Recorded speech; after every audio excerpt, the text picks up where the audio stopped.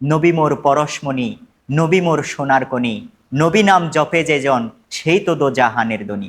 আমরা ঈদে মিলাদুন্নবী সাল্লাল্লাহু সাল্লাম উদযাপনের মাধ্যমে আমরা রসুলের প্রতি বেশি বেশি দরুদ এবং সালাম আমরা পাঠ করি। ইসলাম সুন্দর, কোরআন সুন্দর, আল্লাহ সুন্দর, আর আল্লাহর পথে যারা থাকে তারাও সুন্দর মনের মানুষ। আগামীকাল বিশ্বের মুসলমানদের জন্য একটি বিশেষ দিন। শুধু মুসলমান নয়, সমগ্র সৃষ্টি জগতের যিনি রহমত, রাহমাতুল লিল আলামিন, দোজাহানের বাদশা নবী, উম্মতের কান্ডারি নবী হযরত মুহাম্মদ সাল্লাল্লাহু আলাইহি ওয়াসাল্লাম যেদিন দুনিয়াতে আগমন করেছিলেন, সেই দিনটি হলো মহান 12ই রবিউল আউয়াল। রবিউল আউয়াল ইসলামের তৃতীয় মাস। এই মাসের 12ই রবিউল আউয়াল সোমবার আল্লাহ রসুল সাল্লাল্লাহু আলাইহি সাল্লাম দুনিয়ার মধ্যে আগমন করেছিলেন। এই দিনকে উপলক্ষ করে বিশ্বের মুসলমানগণ ঈদে মিলাদুন্নবী সাল্লাল্লাহু আলাইহি ওয়াসাল্লাম উদযাপন করে থাকেন। ঈদ মানে আনন্দ, মিলাদ মানে হলো জন্ম, আগমন, নবী মানে হলো যে আল্লাহর বিশেষ বান্দা, যিনি আল্লাহর বান্দাদেরকে কালে কালে যুগে যুগে সঠিক দিশা দেওয়ার জন্য, আল্লাহর পথে ধাবিত করার জন্য আল্লাহ পাক রব্বুল আলামিন যুগে যুগে নবী রাসূল প্রেরণ করেছিলেন। আর সেই নবী রাসূলদের যিনি সর্বশ্রেষ্ঠ, সে সর্বশ্রেষ্ঠ নবী হলেন, রাসূল হলেন হযরত মুহাম্মদ সাল্লাল্লাহু আলাইহি সাল্লাম। তিনি হলেন আখেরি নবী, তিনি হলেন সর্বশ্রেষ্ঠ নবী। হযরত মুহাম্মদ সাল্লাল্লাহু আলাইহি সাল্লামের উপর নাজিল হয়েছে পবিত্র কুরআনুল করিম। তিনি যে ধর্ম প্রচার করেছেন, এই ধর্ম আল্লাহর মনোনীত পূর্ণাঙ্গ জীবন বিধান ইসলাম ধর্ম। এই ইসলাম ধর্মের যারা অনুসারী রয়েছেন তাদের অবশ্যই এই দিনটিতে আল্লাহ রসুল সাল্লাল্লাহু আলাইহি সাল্লাম যেহেতু দুনিয়াতে আগমন করেছেন, সবার খুশি হওয়া উচিত। আল্লাহ পাক রব্বুল আলামিন পবিত্র কুরআনের মধ্যে ইরশাদ করেন সূরা আল আম্বিয়ার 107 নম্বর আয়াতে, হে রসুল, আমি আপনাকে সমগ্র বিশ্বজগতের রহমত স্বরূপ প্রেরণ করেছি, ওয়ামা আরসালনাকা ইল্লা রাহমাতাল লিল আলামিন।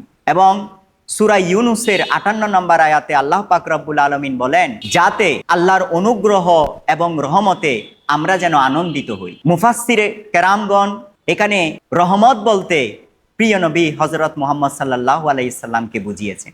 তাই সুফিয়ায়ে কেরাম, আউলিয়ায়ে কেরাম যারা এই ভারতীয় উপমহাদেশ সহ বিভিন্ন জায়গায় জায়গায় ইসলাম প্রচার করেছেন, তারা শিক্ষা দিয়েছেন আমাদেরকে যে আল্লাহ রসুল সাল্লাল্লাহু আলাইহি সাল্লাম যেদিন আগমন করেছেন দুনিয়াতে, সেদিন যেন আমরা ঈদ উদযাপন করি, সেদিনকে আমরা যেন স্মরণ করে আমরা যেন ঈদে মিলাদুন্নবী সাল্লাল্লাহু আলাইহি সাল্লাম আমরা যেন পালন করি। ঈদে মিলাদুন্নবী সাল্লাল্লাহু আলাইহি সাল্লাম পালন করতে গিয়ে আমরা মাহফিলের আয়োজন করি। সেখানে আল্লাহ রসুল সাল্লাল্লাহু আলাইহি সাল্লামের জীবন চরিত্র, আদব কায়দা, জীবনী আলোচনা করা হয়।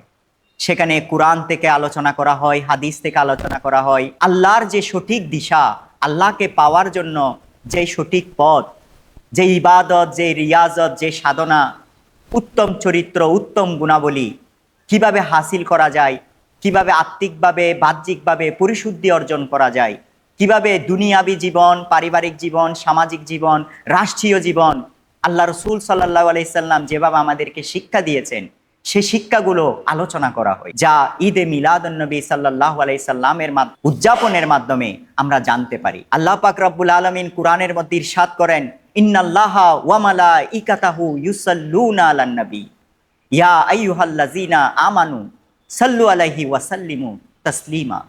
আল্লাহ পাক রব্বুল আলামিন বলেন, নিশ্চয় নিশ্চয় আল্লাহ এবং ফেরেশতাগণ প্রিয় নবী হযরত মুহাম্মদ সাল্লাল্লাহু আলাইহি সাল্লামের প্রতি তাসলিম পেশ করেন, সালাম এবং দরুদ পেশ করেন। এবং আল্লাহ বলেন, ইয়া আইয়ুহাল্লাযীনা আমানু, হে ঈমানদারগণ, হে বিশ্বাসীগণ, তোমরাও সেই প্রিয় নবী হযরত মুহাম্মদ সাল্লাল্লাহু আলাইহি সাল্লামের প্রতি দরুদ এবং সালাম পেশ করো। আমরা ঈদে মিলাদুন্নবী সাল্লাল্লাহু আলাইহি সাল্লাম উদযাপনের মাধ্যমে আমরা রসুলের প্রতি বেশি বেশি দরুদ এবং সালাম আমরা পাঠ করি। আমরা শুধু 12ই রবিউল আউয়াল বলে নয়, আমরা নামাজ শেষে, ইবাদত শেষে, কোরআন তেলাওয়াত শেষে, আমরা যখনই সুযোগ পাই আমরা মিলাদ মাহফিল করে থাকি। মিলাদ মাহফিলের মাধ্যমে আমাদের অন্তরের মধ্যে রসুল প্রেম জাগ্রত হয়। আল্লাহ বলেন, আমাকে যদি পেতে চাও আমার রসুলকে অনুসরণ করো। আর রসুলকে যদি আমরা অনুসরণ করতে যাই, অবশ্যই রসুলের মহাব্বত আমাদের অন্তরে থাকতে হবে। মাইজভান্ডারী গাউসিয়া হক কমিটি বাংলাদেশ সকল শাখা কমিটির পক্ষ থেকে আগামীকাল জশ্নে জুলুসে ঈদে মিলাদুন্নবী উদযাপন করা হবে।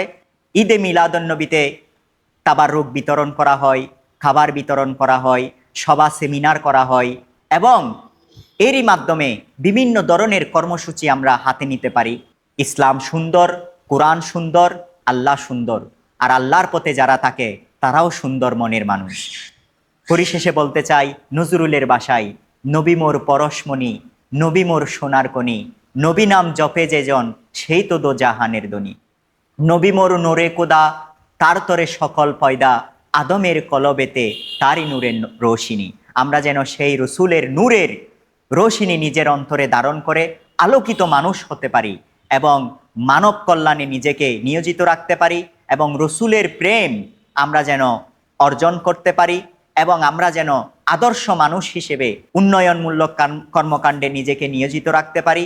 আমাদের মধ্যে হয়তোবা কিছু কিছু অমিল থাকতে পারে, বুঝের মধ্যে অমিল থাকতে পারে, কিন্তু রসুলের মহাব্বতের জায়গায় আমরা যেন একতাবদ্ধ হয়ে আমরা রসুলের মহাব্বতের সুবাস চারিদিকে ছড়িয়ে দিতে পারি।